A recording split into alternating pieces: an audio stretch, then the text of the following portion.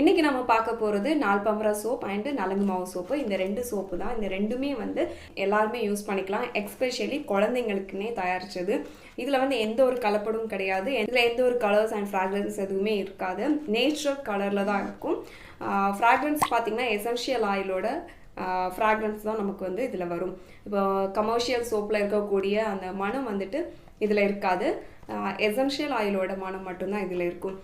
இது முழுக்க ஆர்கானிக் முறைப்படி செஞ்சது தான்.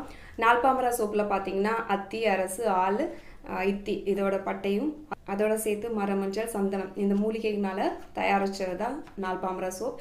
இது எதுக்கெல்லாம் யூஸ் பண்ணலாம் அப்படின்னு கேட்டிங்கன்னா, ஸ்கின்ல ஏற்படக்கூடிய ரேஷஸ், இச்சஸ், நார்மலாகவே ஸ்கின் ஸ்மூத்தாக ஹெல்த்தியாக இருக்கணும்னா கூட நம்ம யூஸ் பண்ணிக்கலாம். சன்பேன் இது மாதிரி எல்லா பிரச்சனைகளுக்கும் நம்ம யூஸ் பண்ணிக்கலாம். நலங்கு மாவு சோப்பு பார்த்தீங்கன்னா, நலங்கு மாவு பவுடர் நிறைய பேருக்கு தெரிஞ்சிருக்கும். நலங்கு மாவு பவுடரில் என்னென்ன பெனிஃபிட் இருக்கோ அந்த